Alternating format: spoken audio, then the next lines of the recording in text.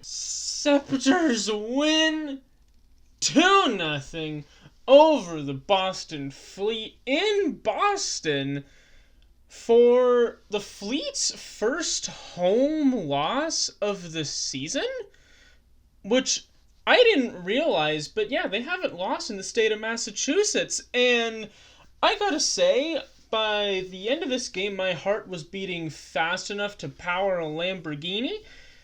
And I think my teeth are so clenched I have receded them back into my gums. Oh my goodness, this was stressful. But a huge, huge road win for Toronto. And the interesting thing about this game is it was at Agganis Arena in Boston, not Lowell. Now, the UMass rink is a bit odd in itself, that the nets are further away from the boards, but Agganis is even stranger, because Agganis, the ice is wider. And the thing about wider ice is it means you have a lot more space. There's going to be more open areas. There's going to be more passing lanes. There's going to be more room to maneuver if you want to deke or try to get around people.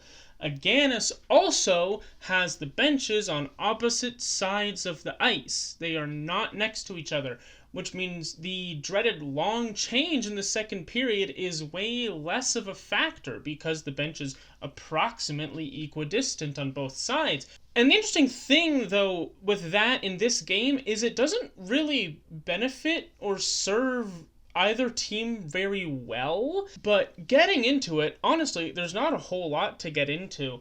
But Toronto really had to grind this one out. Every single period, first, second, and third, about the first 5 or 6 minutes of each of them, they seemed a bit flat-footed. They were on their heels. They did not hit the ground running. They didn't really start this game on time at any of the 3 periods.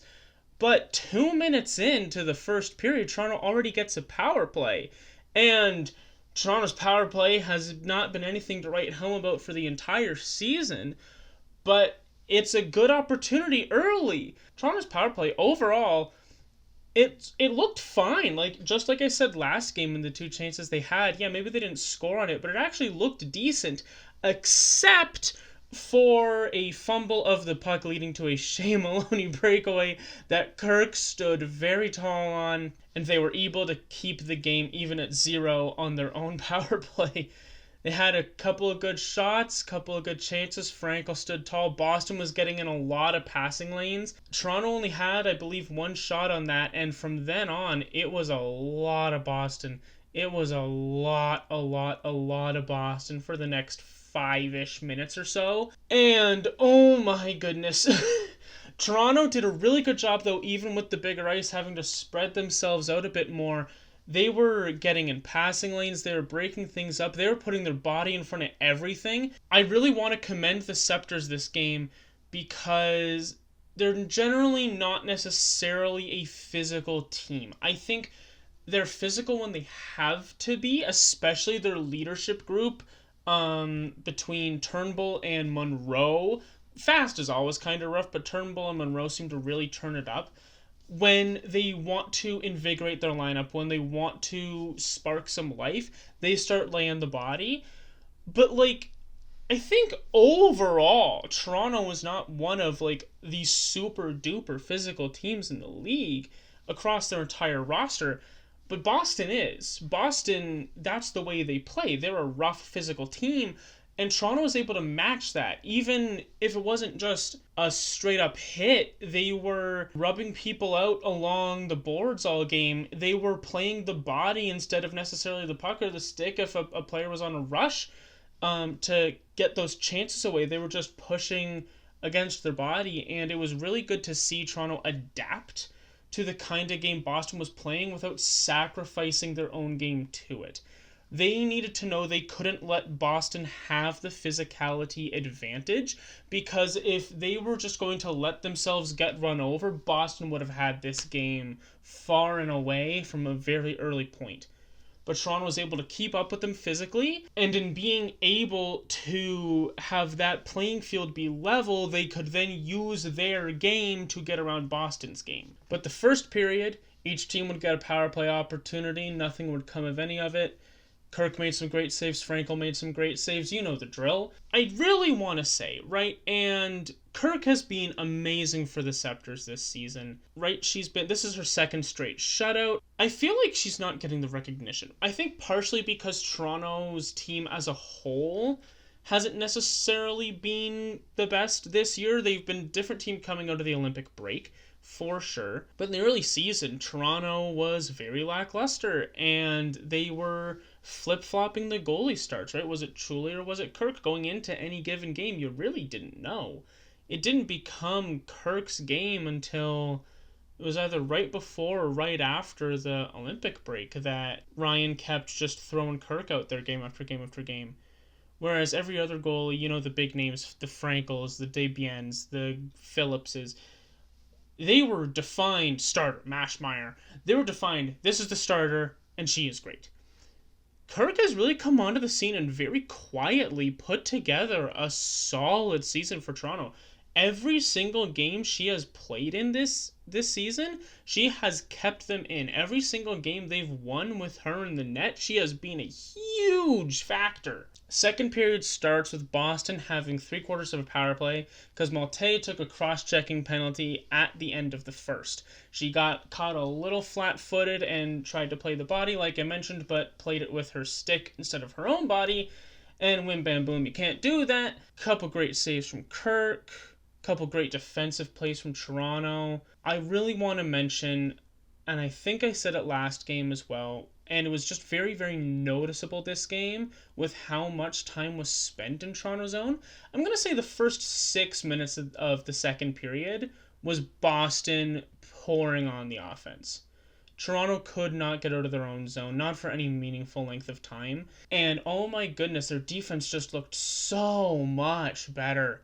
Their defense looked so much better than it has previously this season. From last game into this one, they just were getting in the way of everything. The amount of shots that they blocked, the amount of passes they interrupted, the amount of times that Boston wasn't necessarily allowed to get a rebound when there was one free for the taking. Kirk would make an incredible save, but consequently be way out of position, or the puck would take a funny bounce off her pad that it didn't necessarily expect to. And all of a sudden there's a wide open net with a puck, and Toronto would not let those chances get to a Boston stick. It was really, really good work in their own zone. It was just so noticeable because of how much they were in it. Boston really, really wasn't giving them an easy W. But the second period is when it really started to become very clear what Boston's game was. I mentioned moments ago that Toronto was doing a great job matching Boston's physicality, because that's how Boston is able to beat teams a lot of the time, or at least get a leg up on them, is through their physical play. And Toronto being able to match that, all of a sudden they don't have that leg up. Well, Boston wanted to remedy that by simply being more physical. And they were.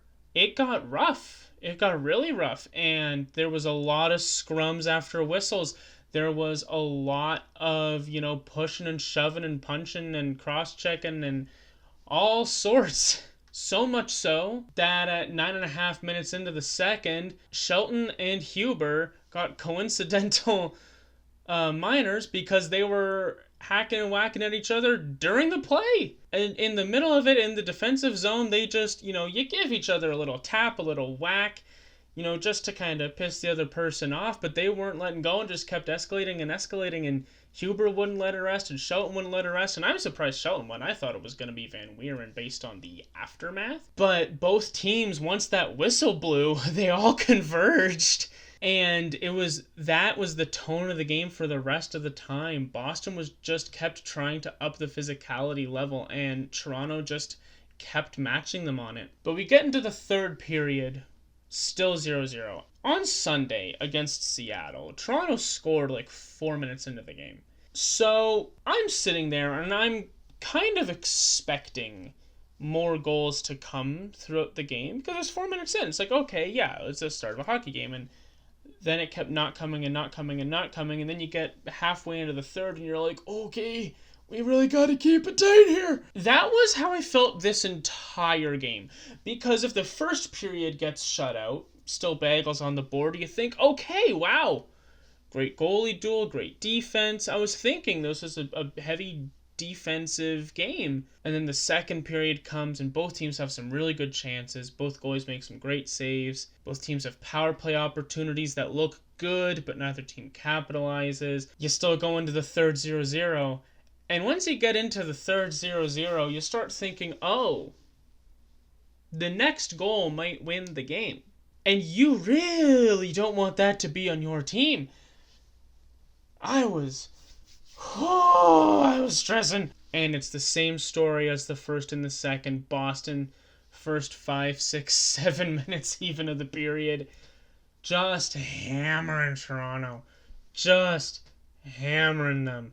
And they had a couple of really close chances. But Toronto's defense, Kirk's goaltending, keeps the puck out. And then Callie Flanagan passing up to Daryl Watts, who cuts across, takes a shot. Frankel, trying to cover her low glove side, lifts her pad up, and the puck bounces off the inside of her leg and into the back of the net. And 9 minutes into the third period, Toronto has the first goal of the game, and welcome back, Daryl Watts!